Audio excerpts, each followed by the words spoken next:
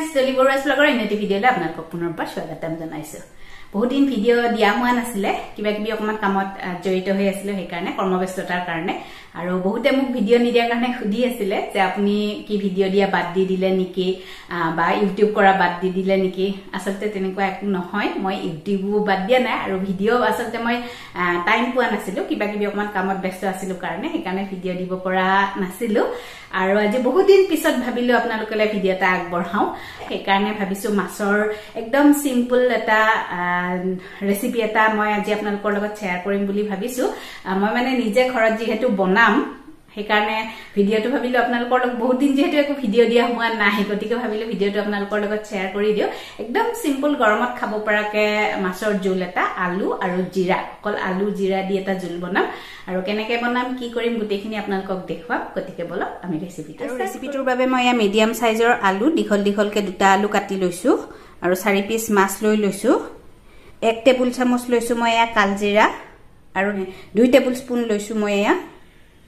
নহৰু বটা আৰু ইয়াত লৈছো মিডিয়াম সাইজৰ এটা বিলাহীটো মই গ্ৰেটাৰেৰে গ্ৰেট কৰি লৈছো যাতে বাকলিটো ইয়াত নাথাকে আৰু এয়া জিৰা লৈছো মই টেবুল স্পুনেৰে 3 স্পুন আৰু জলকীয়া গুৰি লৈছো মই 1 স্পুন আৰু জিৰাটো আপোনালোকে মন কৰিব যাতে ভাল পাউডাৰ হয় মানে যদি ভালকে পাউডাৰ নহয় জিৰাটো যদি ঘৰত পিচিও লয় তেতিয়া ভালকে পাউডাৰ কৰিব কাৰণে চেষ্টা কৰিব নহলে যদি দৰদৰীয়া হৈ থাকে তেনেহলে ৰেচিপিটো খাই ভাল নালাগে এতিয়া মই ইয়াত জিৰা আৰু জলকীয়া গুৰিখিনিৰ অকমান পানী দি এনেকৈ মিক্স কৰি থৈ দিম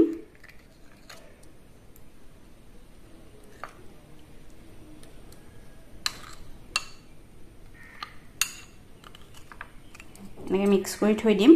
আৰু আপোনালোকে মাছটোত হালধি নিমখ সানি কমেও আধা ঘণ্টা ৰাখি দিব তেতিয়া নিমখটো মাছৰ ভিতৰত সোমাই গলে খাই ভাল লাগে তেনেহলে বলক এতিয়া ৰেচিপিটো ষ্টাৰ্ট কৰো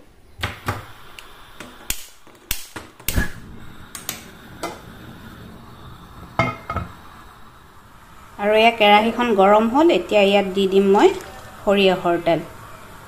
যেহেতু মাছখিনি ভাজি ল'ব লাগিব মাছখিনি ভাজাৰ আন্দাজেৰে আপুনি ইয়াত তেলটো দি দিব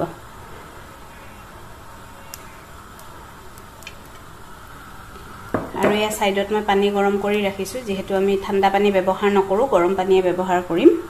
এতিয়া তেলখিনি গৰম হ'ব দিম তেলখিনি গৰম হ'লে ইয়াত আমি মাছটো ভাজি লম তেল গৰম হৈছে এতিয়া ইয়াত মই এপিচ মাছ দি লম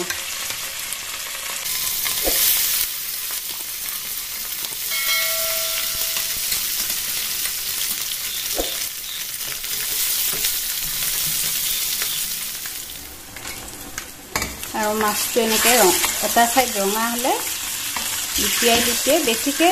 বেছি ভাজিব নালাগে জাস্ট অলপ ভাজিলেই হ'ব লুটিয়াই দিলো এতিয়া অলপ টাইম থাকাৰ পিছত মাছটো মই নমাই দিম মাছটো ভজা হৈ গৈছে যেহেতু আমি সম্পূৰ্ণকৈ নাভাজো আধা ভাজিম মাছটো মই নমাই দিম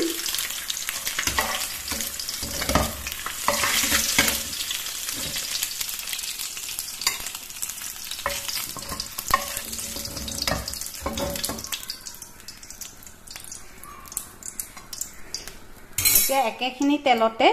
মই আলুখিনিও ভাজি লম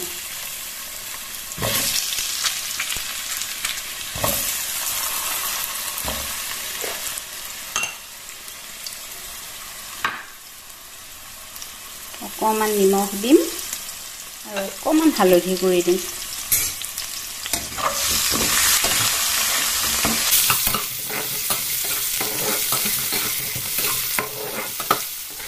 এতিয়া আলুখিনিত মই ঢাকনি দি দিম যাতে আলুখিনি ভালকে সিজে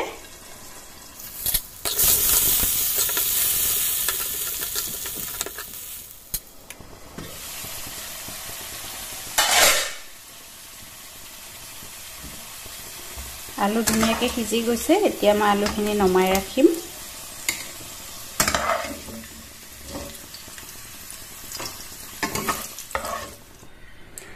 যেহেতু ৰেচিপিটোত তেল অকমান বেছিকে লাগে মই এই ৰৈ যোৱা তেলখিনিতে আৰু অলপ কেঁচা তেল দি দিম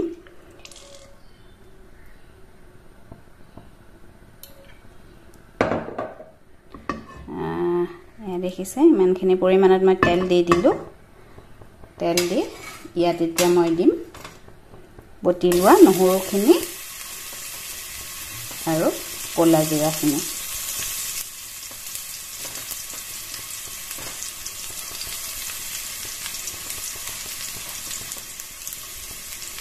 এইখিনি মই খুব ধুনীয়াকৈ এনেকৈ ভাজি ল'ম নহৰুৰ ভাজা ভাজা গোন্ধ এটা নাহালৈকে এইখিনি ধুনীয়াকৈ ভাজি থাকিম আৰু নহৰুটো আপোনালোকে একদম পেষ্ট বনাই নিদিব পেষ্ট বনাই দিলে কেৰাহীখনত লাগি ধৰে অকণমান এনেকৈ ভালকৈ বটি ল'লে হ'ল মই এনেকৈ বটি লৈছিলোঁ পিচি লৈছিলোঁ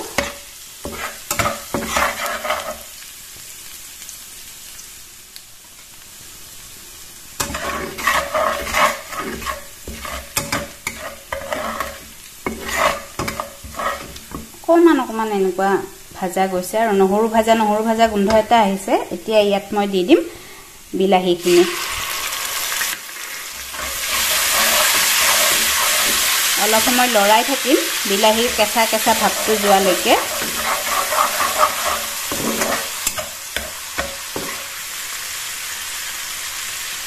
একেবাৰে চিম্পল আৰু একেবাৰে খাই ভাল লগা সহজ এটা ৰেচিপি আৰু এয়া কিছু দেৰি লৰোৱাৰ পিছত বিলাহীখিনি ধুনীয়াকৈ ভজা গ'ল এয়া ছেপাৰেটকৈ ওলাই গৈছে তেলখিনি এতিয়া ইয়াত দিম মই জিৰা বটা আৰু জলকীয়া বটাখিনি ইয়াত দি দিম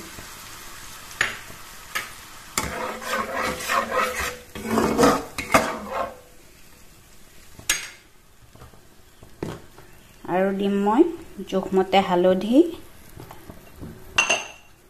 আৰু সোৱাদ অনুযায়ী নিমখ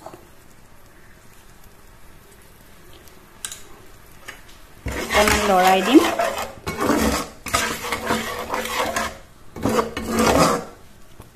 এইখিনি যেহেতু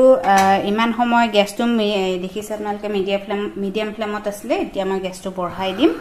বঢ়াইখিনি উতলিবলৈ দিম এয়া দেখিছে এইখিনি খুব ধুনীয়াকৈ উতলিছে এতিয়া ইয়াত মই দি দিম ভাজি থৈ দিয়া আলুখিনি আৰু ভাজি থৈ দিয়া মাছকেইডোখৰ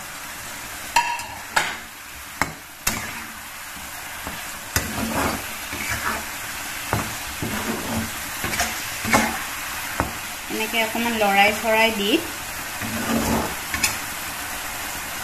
এতিয়া ইয়াত মই দিম গৰম কৰি ৰখা পানীখিনি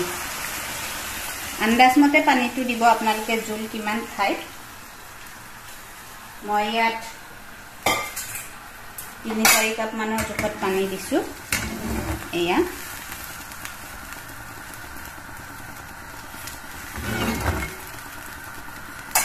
এতিয়া এখন মই ঢাকোন লগাই ভালকৈ উতলিবলৈ দিম আৰু মাজতে এবাৰ এয়া চালোঁ ধুনীয়াকৈ উতলি আছে অকণমান লৰাই দিলোঁ জোলটো আপোনালোকৰ জোখমতে ৰাখিব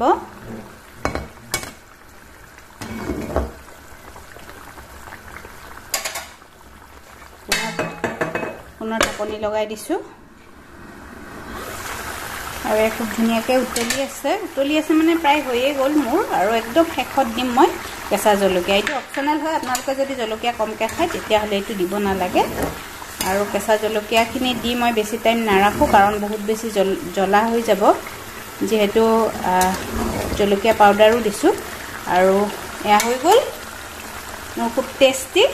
জিৰা আৰু আলুৰ জোল মই ইমানখিনিতে এনেকুৱাকৈ মই জোলটো ৰাখিছোঁ আপোনালোকে নিজৰ আন্দাজমতে জোলটো ৰাখিব এয়া ৰেডি হৈ গ'ল মোৰ মাছৰ জোল বাছ টেষ্ট নমাই দিলোঁ হে ফ্ৰেণ্ডছ ধুনীয়াকৈ মই দুপৰীয়াৰ সাজ বনালোঁ খালোঁ আৰু মাছৰ জোল খুব ধুনীয়া হৈছিলে এতিয়া গৈ আছোঁ মই মোৰ কৰ্মক্ষেত্ৰলৈ কেতিয়াবা আপোনালোকৰ লগত শ্বেয়াৰ কৰিম মোৰ কৰ্মক্ষেত্ৰখননো কি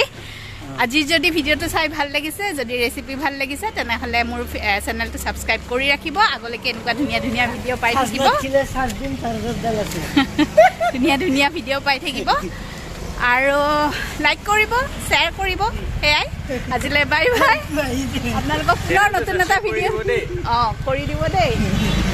আপোনালোকক পুনৰ নতুন এটা ভিডিঅ'ৰ সৈতে আকৌ লগ পোৱাৰ প্ৰতিশ্ৰুতিৰে বাই